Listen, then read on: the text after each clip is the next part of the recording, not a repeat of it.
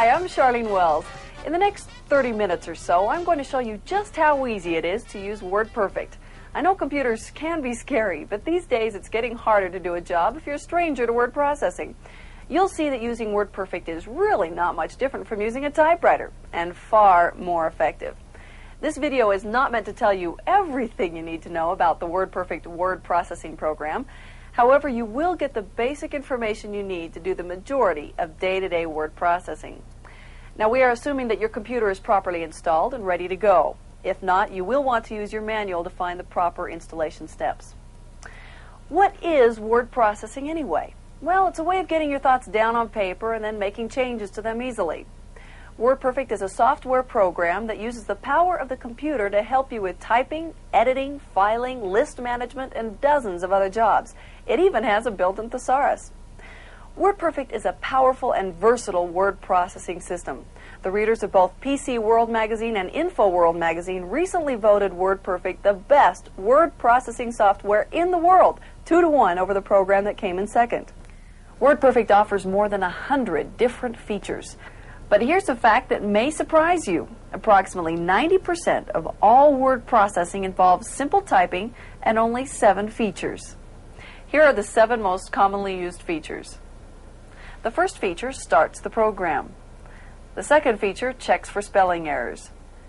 The third is used to print the document. The fourth feature saves the document on the disk. The fifth retrieves the document from the disk. The sixth is used to move things around in the document. And then the 7th feature ends the program. We'll discuss these in more detail later. So when you become familiar with these 7 features, you can start using WordPerfect right away. We're going to show you how this works. Now, you're not expected to memorize any facts. There's a printed sheet that comes along with this video that summarizes the information presented. So just sit back and watch. You don't have to do a thing. First, a word about keystrokes. All WordPerfect features are started by pressing a few keys in the right order. We refer to pressing specific sequences of keys as keystrokes. So we use keystrokes to tell the computer to do a job for us, such as print a letter or check our spelling. For example, the keystroke for printing a page is hold down Shift and press F7, then press 2. WordPerfect is based on pressing certain keystrokes to do a certain job. So in case you're wondering, here's what this introductory video will be all about. You'll learn about the screen and the keyboard. You'll see how to create. By create, we mean typing, adding things to your document, and erasing. We will show you how to use the 7 most common keystrokes. And then we'll give you an overview of the WordPerfect learning materials. Let's begin by looking at the keyboard and the screen. Keyboards are designed in slightly different ways, but all are similar and contain 3 essential areas: typewriter keys, function keys, and the cursor movement and erasing keys. Typewriter keys are the kind we're all familiar with. Function keys, located either at the left-hand side or across the top of the keyboard. Now, we use the function keys to tell the computer to perform features for us. For example, to print a document, check for spelling errors, or move a portion of text from one place to another, to name a few features. On the right-hand side of the keyboard are the erasing keys and the cursor movement keys. The cursor is the flashing dash that points to where you are on the screen. The Enter key may be new to you. It can be used in 3 ways. First, when you want a short line, use Enter just as you'd use the Return key on a typewriter to go to the next line. Here's an important note. Unlike a standard typewriter where you must press the Return key to move to the next line, WordPerfect automatically does that for you. If you routinely use the Enter key to go to the next line, it could make editing your document more difficult later on. The second way the Enter key may be used is for skipping down lines, such as at the end of a paragraph, or when you want some blank spaces on the page. Third, you will be using the Enter key to enter commands. By that, we mean the Enter key is the final key you press after certain keystrokes. You may have noticed the information on the bottom of the screen. We call this line a status line. The status line tells you right where the cursor is at all times. It shows the document you are in, the page, the line you are on, and even the number of spaces the cursor is from the left side of the page. For instance, as we move the cursor around the page, notice how this affects the status line. Now we know that the keyboard includes the typing keys, the function keys, the cursor movement, and erasing keys. We discussed the Enter key, which is used to enter commands, make a short line, or to leave blank lines. You've also seen that the status line, the bottom line of the screen, shows you what document, page, line, and position the cursor is on. Now that you're a little more familiar with the screen and the keyboard, let's move on. Cursor movement. The cursor, remember, is the little flashing dash which shows your position on the screen. Understanding how to move the cursor is essential in word processing. So let's talk in more detail about ways in which you can move it around on the screen. There are two different situations you'll encounter: a blank screen and a screen with text. By text, we just mean any typed characters on the screen. If you have a blank screen, cursor movement is easy. The Tab key moves the cursor forward, and the backspace key moves it backward, in the same way that a typewriter works. The Enter key moves the cursor down, and the backspace key also moves the cursor up, as well as backward. The directional keys will not move the cursor at all on a blank screen. Now, if there is text on the screen, we don't use the Tab, backspace, and Enter keys, or the entire text will move left and right or up and down along with the cursor. So when there is text on the screen, we use the directional arrows to the right of the keyboard. The arrow pointing up moves the cursor up. The arrow pointing down moves it down, and so forth. It's as simple as it looks. The cursor is often used to tell the computer where to begin performing a task. For example, let's change margins. We put our cursor where we want to begin, and the margins will only change downward from where the margins are set. The cursor is located halfway down, so only the last half of the page will have the new margins. If we had wanted to change the margins on the entire page, we would have started with the cursor at the top of the page. Many other features, such as spacing or moving portions of the text, require that we pay careful attention to our beginning point, which is marked with the cursor. Let's quickly review cursor control. We showed you the keys used to move the cursor. The directional keys, when there is text on the screen, then on a blank screen, the backspace, Enter key, and Tab key.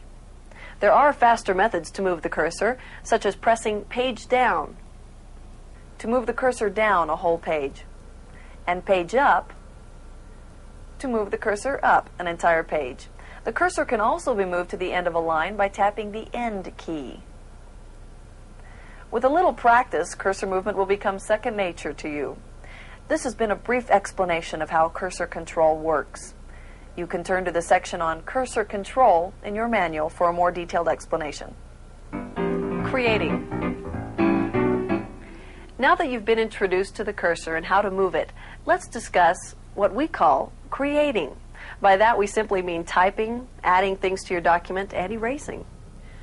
When you want to add a word or phrase to your document, position the cursor at the point at which you want to make the addition and type it in. That's all there is to it.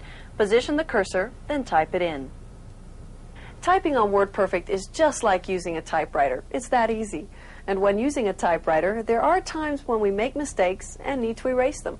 But instead of using whiteout or special ribbons or typewriter erasers, with the word processor we use the backspace key to erase everything to the left of the cursor, or we can also use the delete key to erase the character directly above the cursor. If you hold down the delete key, it will continue pulling characters from the right. Here are a few quick methods of deleting. To delete to the end of a line, hold down Control and press End. To delete the rest of the page, hold down Control and press Page Down. We type Y for yes. It's reassuring to know that if you make an error while deleting, WordPerfect allows you to restore the text that you may have unintentionally deleted. WordPerfect keeps track of the previous 3 deletions made, and no matter how long or short they are, we can go back and restore them by pressing F1. As you can see, our previous deletion from deleting the remainder of the page is highlighted. We have the choice to restore, press 1, or to be shown the previous deletion, press 2. If we want to get back to our typing, we just press 0. Those are the basics of erasing. The backspace key erases to the left of the cursor. The delete key erases the character directly above it, pulling characters from the right. And the cancel key, F1, can restore your last 3 deletions. To learn more about erasing, you'll want to turn to Delete Text, which is listed alphabetically in your manual. Function keys.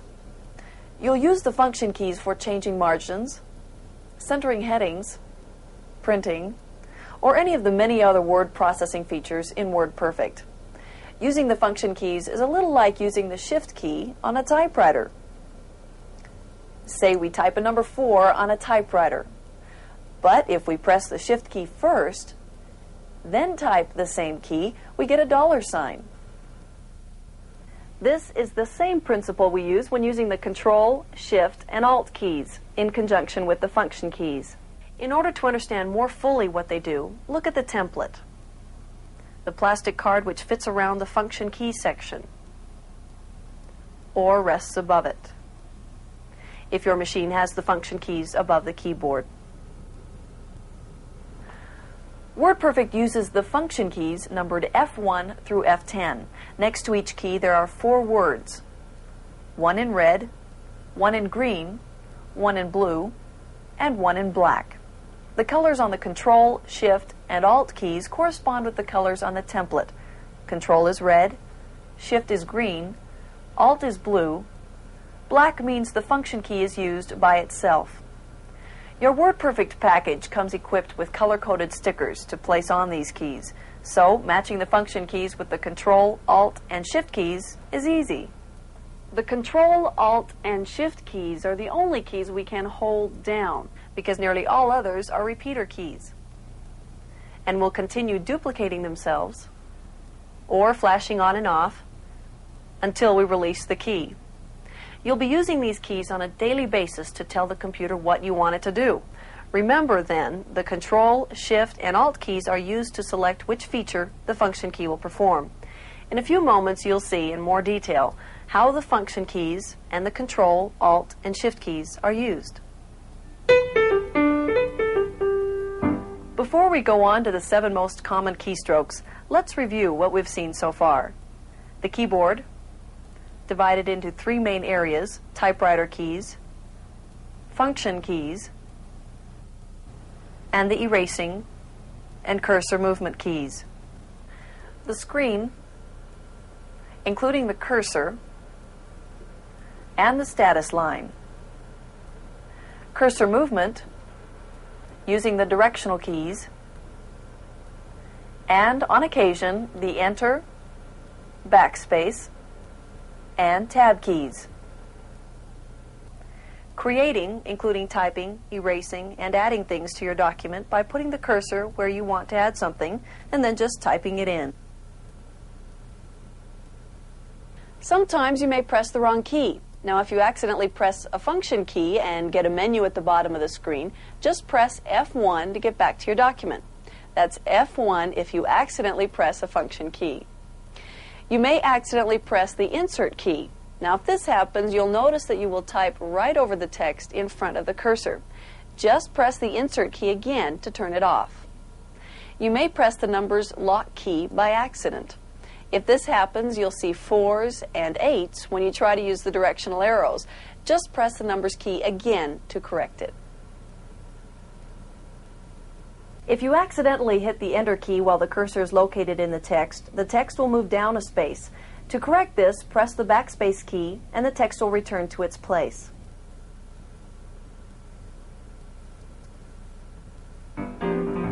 Now for the 7 most common keystrokes. The first keystroke starts the program. The second keystroke checks for spelling errors. The third is used to print the document. The fourth keystroke saves the document on the disk. The fifth retrieves the document from the disk. The sixth is used to move things around in the document. And then the seventh keystroke ends the program. Let's begin with starting the program.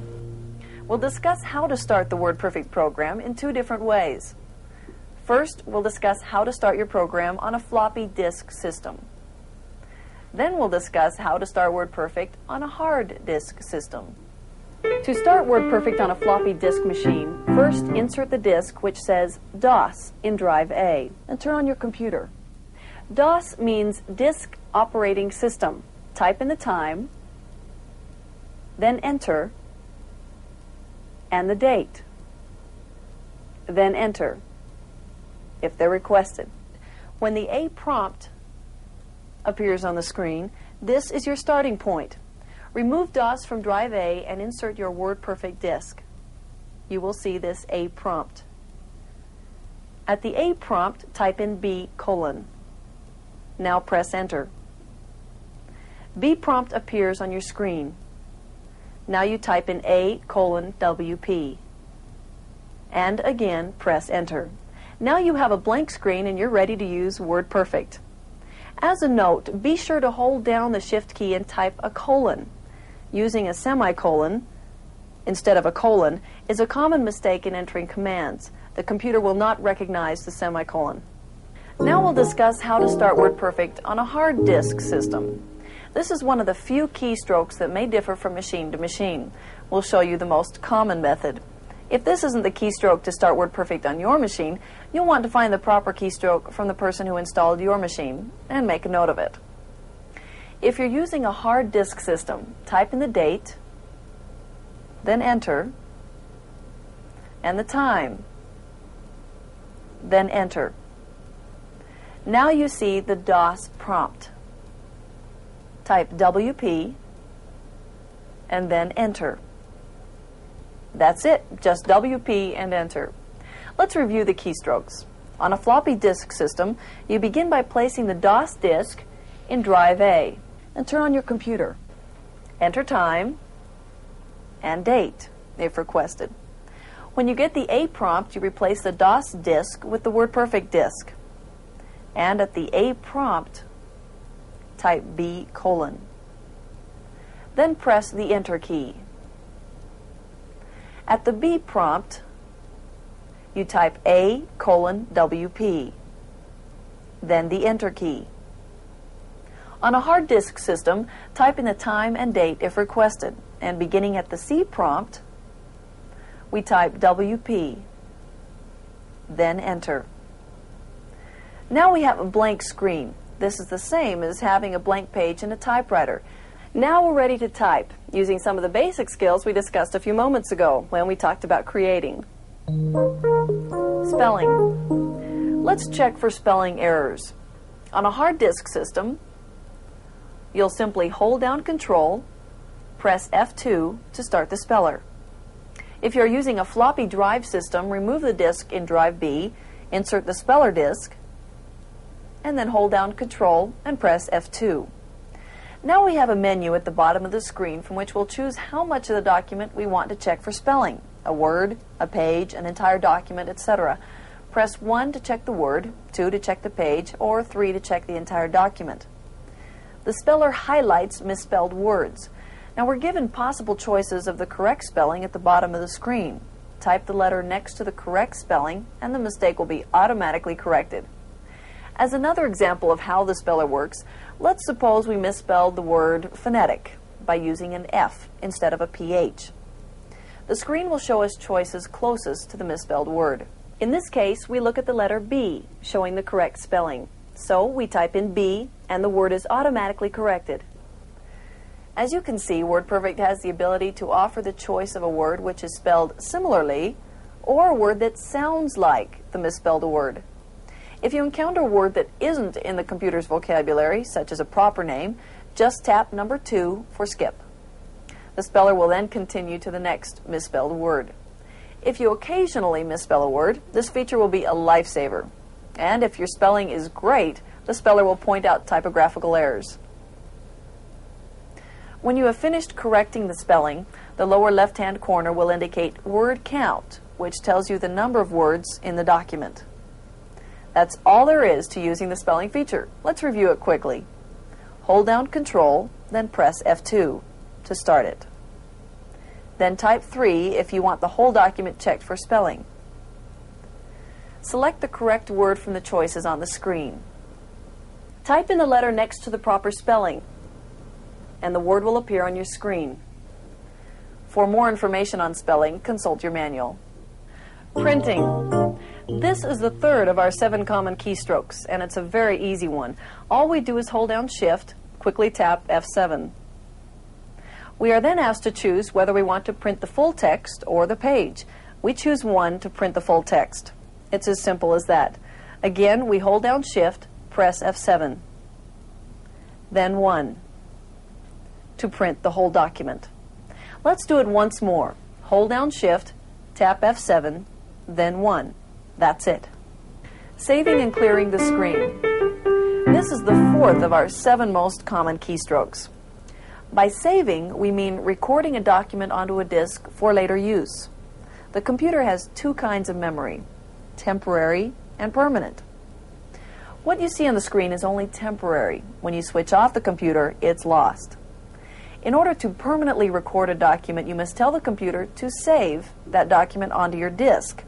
To save, we press F7. A message on the status line asks, Save document. We type a Y for yes. We are now asked to give the document a name. Until you have read the section on saving, it's best to give the document a name of 8 letters or less, with no spaces or punctuation. So we type in a name, and then press Enter. This saves our document on the disk. The document is filed away, just as you would put a letter in a filing cabinet for future reference. We are now asked if we want to exit the WordPerfect program. We will type an N for no, as we only want to save the document and clear the screen so that we can continue with other work. This is the keystroke to save a document. Let's watch it again. F7. We're asked, Save document. We press a Y for yes. We are then asked to give the document a name. We give it a name of 8 letters or less, and then press the Enter key. Saving and clearing the screen is just a matter of pressing F7 and then responding to messages at the bottom of the screen. Let's review the process. Press F7, then type a Y, type in name of 8 letters or less, press Enter, then type an N when you are asked if you want to exit WordPerfect. We have saved our document and we have a clear screen to begin again. Retrieve. This is the 5th in our list of most common keystrokes. Retrieving means bringing the document back onto the screen from the place where it was recorded on the disk. The simplest way to retrieve is to hold down Shift, press F10. Then type in the name of the document you want to retrieve, and then press Enter. Now we've retrieved the document. If you are not certain of the name of your document, press F5, then Enter. This is called List Files. Here's an index of all the saved files on the disk. It's just like opening the drawer of a filing cabinet and looking for a file you've stored there. We move the cursor down till the bold line covers the title we want. Now look at the menu at the bottom of the screen. We're given the choice of deleting the file, renaming it, printing it, and so on. We want to retrieve it, so we press 1. Now we've retrieved the document. It's still intact on the disk. We've merely retrieved a copy of it, and we can make any changes we like without changing the original, which is saved on the disk. Let's review the steps in retrieving. Hold down Shift, press F10, then type in the name of your document. Then press Enter. If you don't recall the name of your document, press F5, then Enter. Look for your title on the screen. Move the cursor down till the title you want is highlighted. Press 1. That's it. The document appears on your screen. Now that you know the keystrokes for retrieving, let's go on with the rest of our 7 main keystrokes. taking a part of the text from one place in the document and putting it in another spot. To do so, we simply position the cursor within the sentence or paragraph we want to move. Hold down Control, then tap F4. Now the menu asks if we'd like to move a sentence, paragraph, page, or other options. Let's move a paragraph, so we'll press number 2. You can see on the screen that we've highlighted the paragraph which had the cursor placed within it. The menu now asks if we'd like to cut or copy. Let's cut it by pressing 1.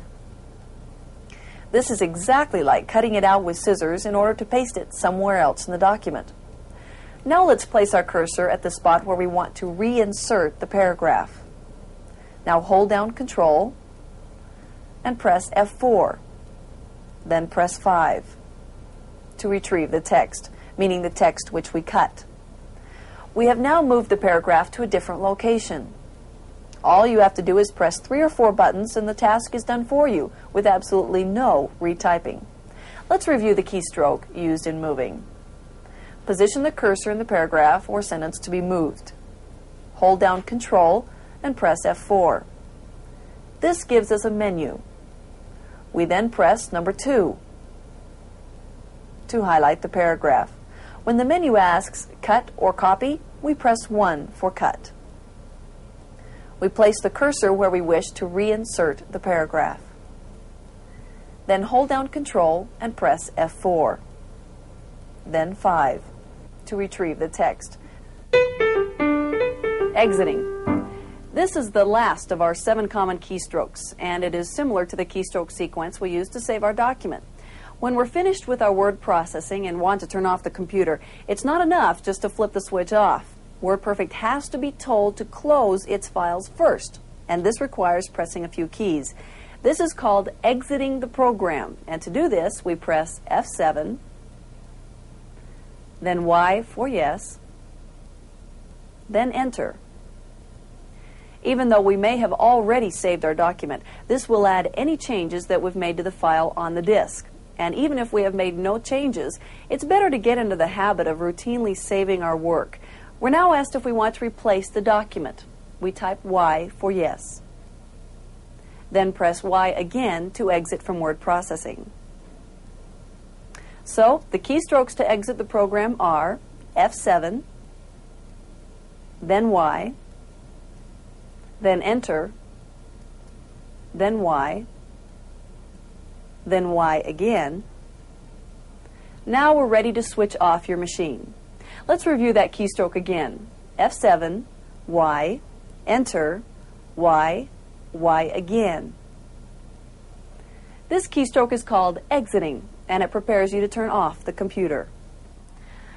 Now we have talked about the 7 most commonly used keystrokes in word processing: beginning the program, checking for spelling, printing, saving the document, retrieving, moving, and ending the program. The majority of all your word processing will be covered by just these 7 keystrokes. Not by any means do they include everything WordPerfect can do, but when you use these 7 keystrokes, you'll be able to tell your computer what to do from start to finish to produce most letters, memos, and reports in final form. It's not difficult or mysterious. After 4 or 5 times, you won't even need to think about it. You've seen how these keystrokes work. Now we'll show you where to find the simple keystrokes for doing any of the hundreds of other features in WordPerfect's repertoire. Learning aids. So far, we've covered the basics of WordPerfect, and of course, we've tried to explain things in the simplest way. As you learn more about the system, you'll find other, often easier and faster, ways of doing things. This is where the learning aids come in. Let's begin with the Help key. Using a hard disk system, press F3.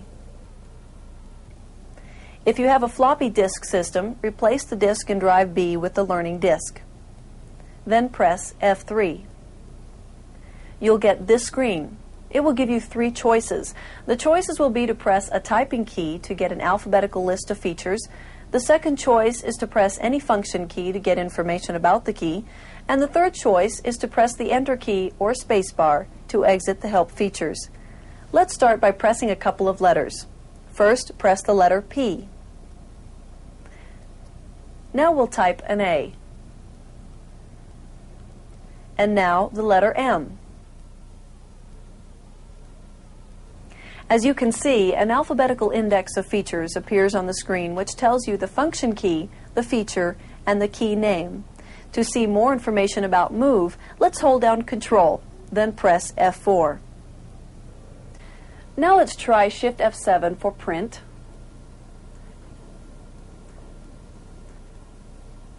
and now F8 for underline.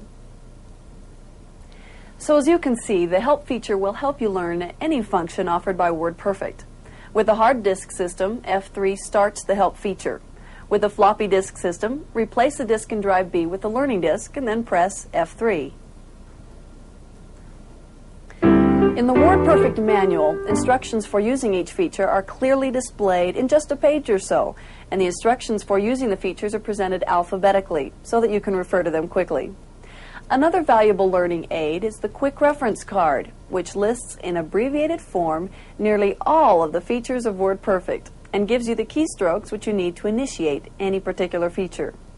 For instance, the keystroke to begin features such as change margins is Shift F8, or print is Shift F7, or underline is F8, or bold is F6.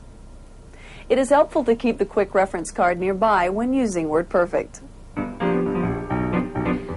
In summary, now that you've watched this overview of WordPerfect, you have a general idea of the astounding things it can do for you. We showed you the keyboard and the screen, cursor control, creating, which includes typing, erasing, and adding things to your text, and the function keys.